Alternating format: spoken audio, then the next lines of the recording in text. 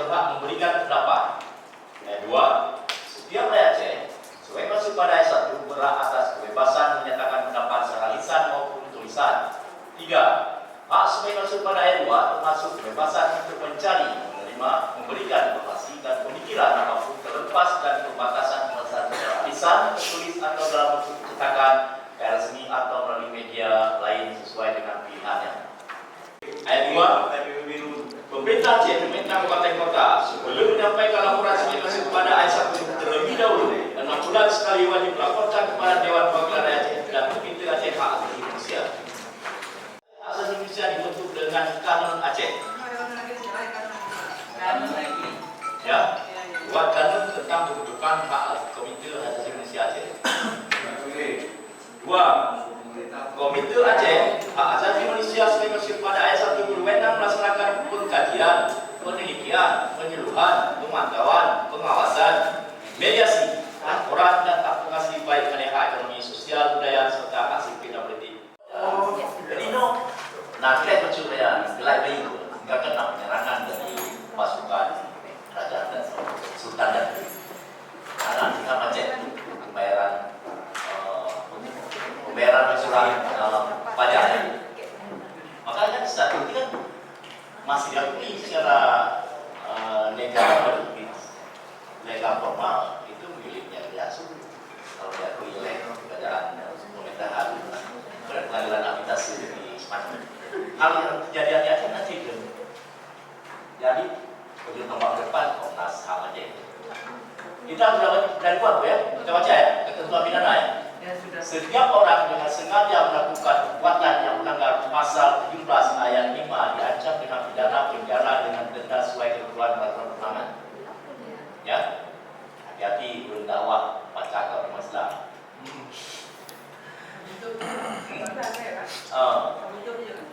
Itu kan juga dia makan dia bukan sahnya orang. Oke, kalian kan di dalamnya. Ayat 2. Setiap orang dengan sengaja melakukan perbuatan yang melanggar norma hak kebebasan sipil dan politik yang diatur dalam kanun ini diancam dengan pidana penjara dan denda sesuai ketentuan peraturan perundangan. 3. Penyelenggara negara pemerintahan yang tidak melaksanakan kanun Aceh tentang hak sipil dan hak politik ini diancam dengan pidana penjara dan denda sesuai ketentuan peraturan perundangan. Nanti kalau masyarakat kena juga nih, ada juga ketika tidak melaksanakan. Kita menikah kita nih. Iya. Jadi jangan langgar, Bu. Ya, makanya kan buat kami ini kan bukan hanya asal-asal selesai. Jadi supaya menikah sehingga ke depan harus serius. Iya. Misalnya di sini selama 6 bulan kan ini selesai tidak dibentuk Komnas HAM, berarti kan disebut di sini orang-orang yang membuat kami ini harus dipenjarakan. Ada butuh tadi. Ayat 2. Kanun ini menjadi rujukan lintas bidang dalam setiap kegiatan perencanaan dan pelaksanaan pembangunan Aceh. Komnas HAM yang dibentuk berdasarkan keputusan Presiden nomor 50 tahun 1993 tentang Komisi Nasional Hak Asasi Manusia dan Undang-Undang nomor 39 tahun 1999 tentang hak asasi manusia melaksanakan penegakan hak sipil dan hak politik sebelum komite sesuai masuk dalam kanun ini dibentuk. Ya. B. Badan Reintegrasi Aceh bentuk dengan Kanun Aceh nomor 6 tahun 2015 tentang Badan Reintegrasi Aceh tentang menjalankan fungsi tugas dan wewenangnya. Pak. Karena tugasnya adalah pemulihan hak sipil, hak politik itu diatur dalam kanun itu. Kami akan melakukan evaluasi apakah BRA sudah melakukan kemajuan terhadap orang-orang korban konflik. Sedangkan 17 tahun sudah damai, berapa anggaran digunakan? Kalau rasio jumlah anggaran berbanding pemulihan dilaksanakan, patut kami lakukan cabut ayat ini.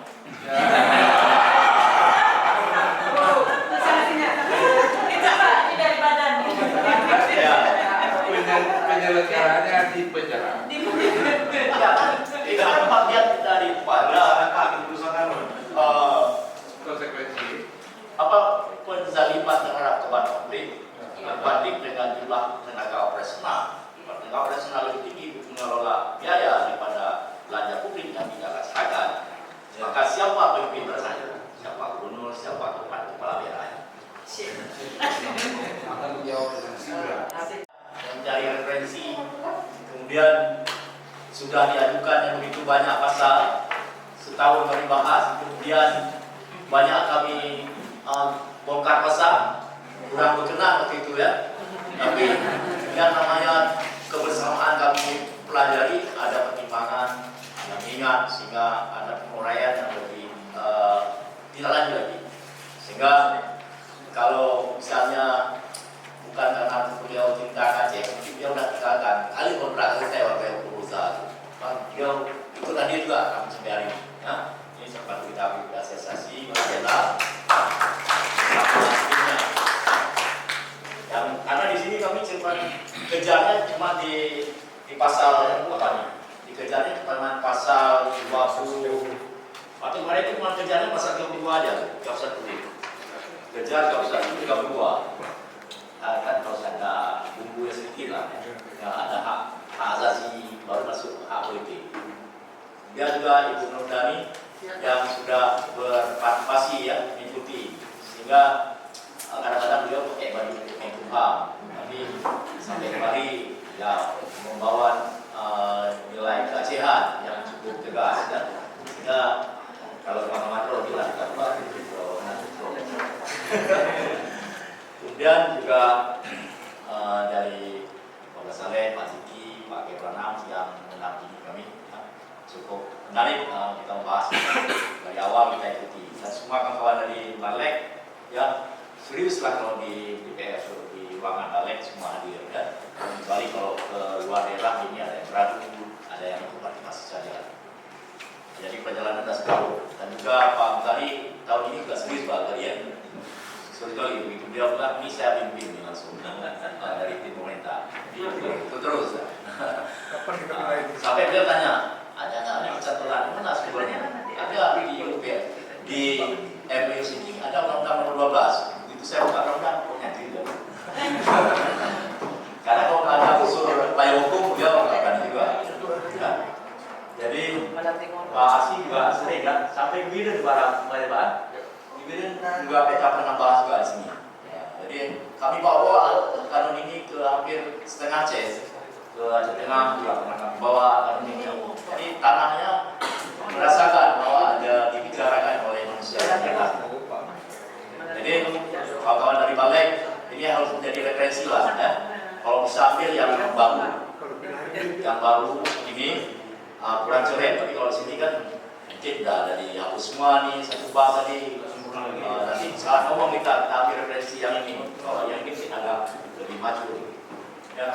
Kemudian dari BA ya, BA juga adalah yang juga hadir. Ya. Terima kasih ya. Karena ini kan kalau BA gagal dan BA juga ada dituntut tidak menunggu. Ini sudah baca sendiri kan, mau membuang BA juga sebadan. Ya. Karena tidak melakukan kemajuan.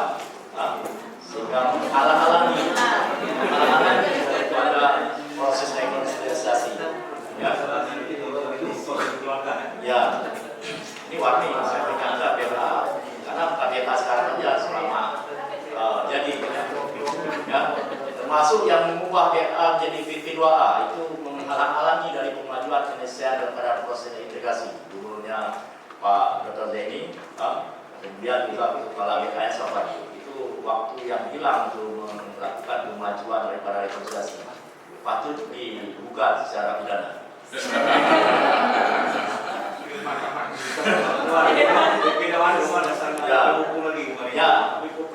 Jadi termasuk semangat dari ibu ya, lihat bagaimana kalau ini dibahas kalau berikut dari awal kan kami kan udah bantu kalian udah bantu istir, bertela, bersawah itu sehingga ada jadi Pak.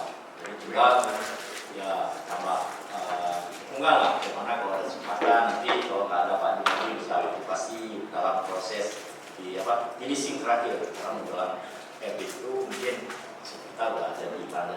Nanti pasti ada komentar dia. Yang belum tadi belum itu kalian aku bilang datang kok ayam.